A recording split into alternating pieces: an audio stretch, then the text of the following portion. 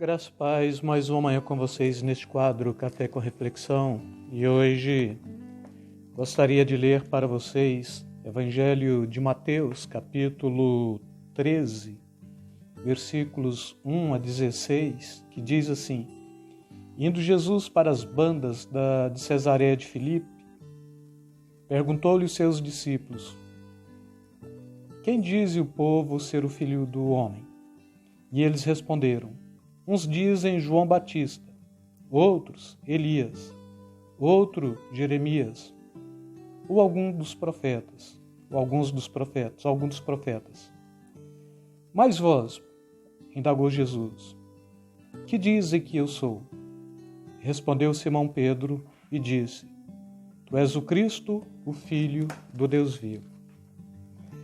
Uma das grandes questões que ainda a gente, em pleno século XXI, num país dito cristão, vai estar trazendo como algo a ser respondido, é esta mesma pergunta que Jesus fez para os seus discípulos naquele contexto, porque, de alguma forma, irmãos, ainda nós temos muitos conceitos acerca de Jesus que não são verdadeiros e que diz mais respeito àquilo que a massa pensa e aquilo que o povo pensa do que aquilo que de fato a Bíblia apresenta como sendo a revelação acerca de quem de fato é Jesus.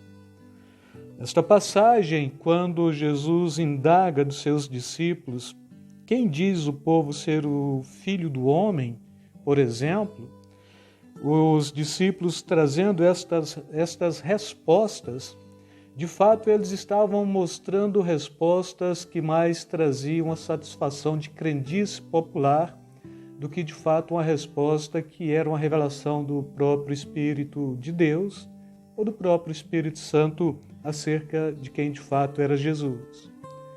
Quando os discípulos estão falando, uns dizem João Batista, no capítulo 14, Herodes, ele ouve falar de Jesus e o que vem à cabeça de Herodes é que, de fato, este era o João Batista. Ele ressuscitou dentre os mortos, por isto nele operava forças miraculosas. Por quê? Porque o próprio Herodes mandou decapitar João Batista, pôr a sua cabeça numa bandeja e dar aqui para a filha de Herodias, porque esta menina, ela agrada o Herodes e ela pede como recompensa da agradabilidade mediante a dança, a cabeça de João Batista numa bandeja para satisfazer os intentos da sua mãe.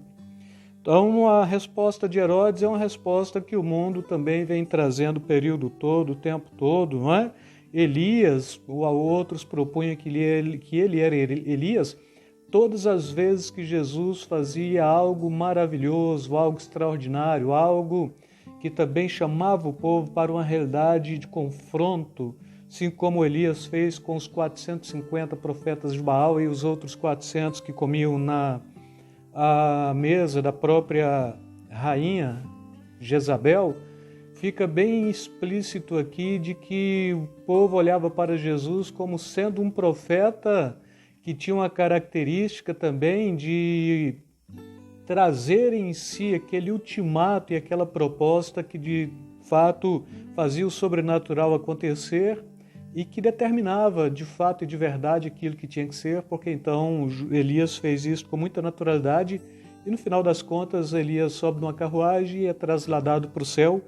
E o povo aqui, eles têm esta dificuldade de compreender de fato quem era Jesus. Estamos falando dentro de um contexto em que Mateus está tratando deste evangelho para a sociedade judaica, e o evangelho de Mateus tem uma característica que é tentar atualizar Jesus em cima de todas as profecias do Velho Testamento que apontava para eles, fosse por Miqueias, fosse por Isaías, fosse por Jeremias, fosse pelo próprio Elias, ainda que não tenha escritos de Elias, né, mas pela ação de Elias como profeta, qualquer um dos outros profetas. Então trazia a compreensão da crendice popular voltada para a cultura profética da nação de Israel E aqui eles tinham esta facilidade. Então, se tem uma fala vaticinando juízo, é Elias. O Herodes, não, é João Batista, porque ele ressuscitou dentre os mortos, por isso faz estes milagres. E aqui, quando Herodes está falando isso, ele está falando mais com peso de consciência do que, de fato, como sendo uma verdade absoluta, porque ele foi o conivente, ele que mandou matar, decapitar, porque ele já tinha este intento no coração, porque o próprio João Batista estava falando para ele, cara, você não pode possuir a mulher do seu cunhado, você não pode se deitar com ela, você não pode tê-la como sua mulher, do seu irmão, aliás, você não pode deitar com a sua cunhada. E aí aquilo perturbou a cabeça do rei Herodes a ponto de, se tem uma forma aqui de quebrar tudo aquilo que viola a minha moral e que afronta o meu ato de imoralidade, então eu vou exterminar. E se é a cabeça de João Batista que tem que rolar, é esta mesmo que vai. Mas quando Jesus está aqui pregando o evangelho, o Herodes já está paranoico nesse contexto, porque Jesus é o João Batista que ressuscitou, por isso estes milagres acontecem, né? Mas também tinha aqueles que olhavam para Jesus quando chorando em circunstâncias adversas. Jesus sempre chora pela incredulidade do povo, não é? Todo louvor autêntico, ele tem uma gama de choro também, e Jesus ele está louvando e adorando a Deus o tempo todo, ele está sendo direcionado pelo Espírito Santo o tempo todo também. Então a oração fazia parte do ministério de Jesus. E aqui olhando para Jesus chorando, então Jeremias chorou, e ele é um dos profetas, e não é um qualquer, mas também é Jeremias, porque ele é chorão. É o espírito de Jeremias que veio outra vez e agora está na pessoa de Jesus. E aqueles que não tinham como responder por não ter ali uma teologia mais bem elaborada para enquadrar Jesus, ou mesmo não tinha um peso de consciência para falar, é João Batista que ressuscitou dentre os mortos, como o caso de Herodes com a sua paranoia, matou João Batista, Jesus começa seu ministério, e aí ele já olha para Jesus e fala, meu Deus, matei o homem e ele ressuscitou, e ele está fazendo estes milagres e estes sinais. Aqueles que não tinham essa neurose, nem esta teologia bem elaborada, ele é qualquer um dos profetas. E o mundo continua assim. E a ironia é que a igreja hoje, ela está pegando o modismo do mundo.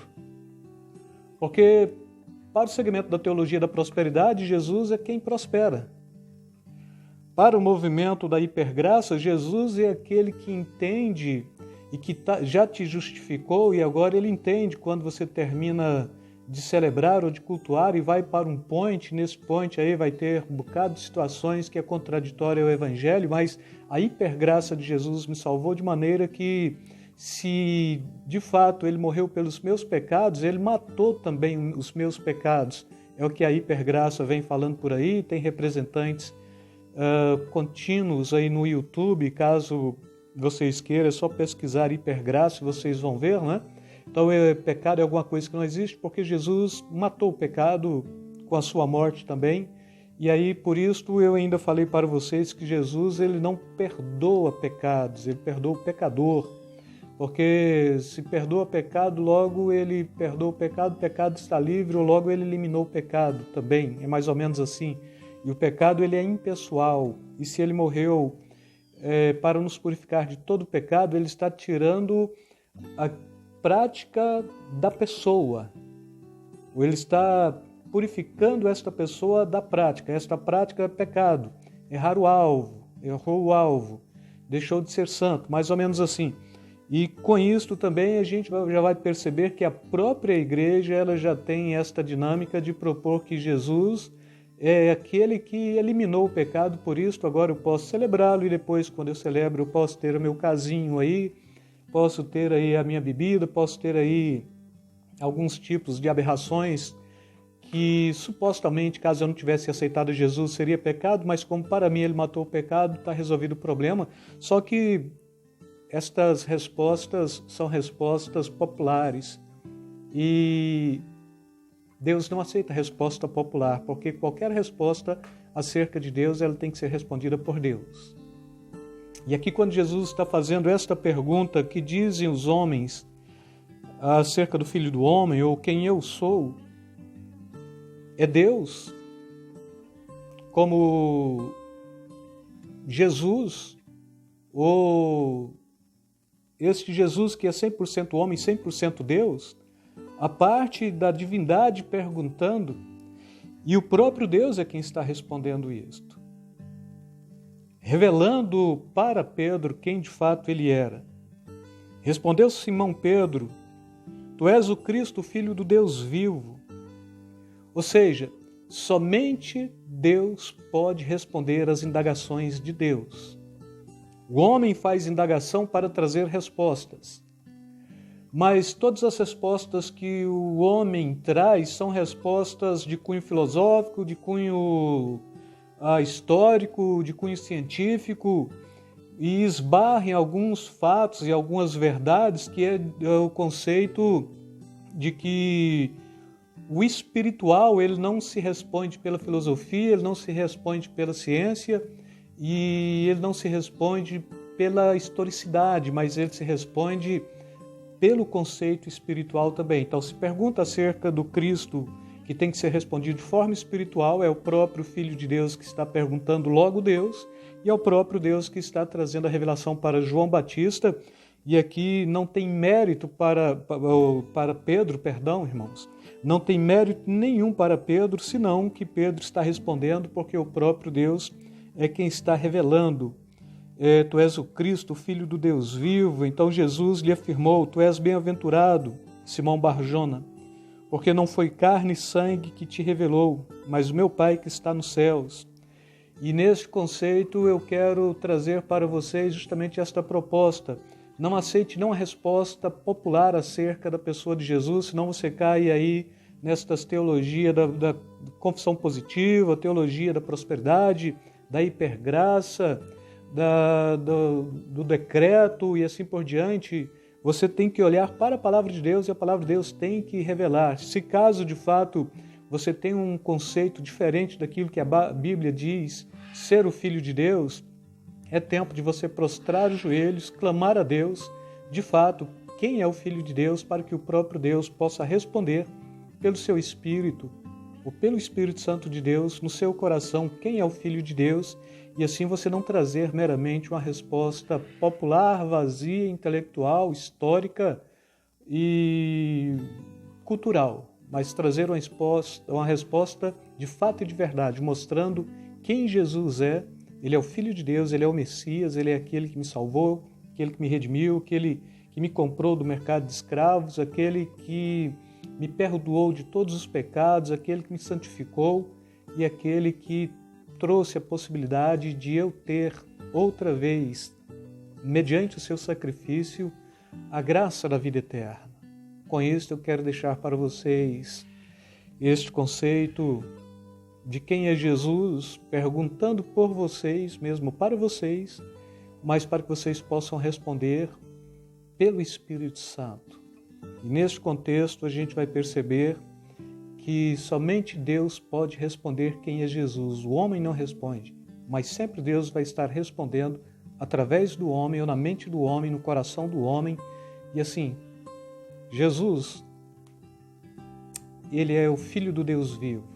Ele é o Messias, Ele é o Cristo, ungido, aquele que veio para uma missão bem específica, cumpriu, foi mais do que vencedor, está à direita de Deus e ainda intercede por você.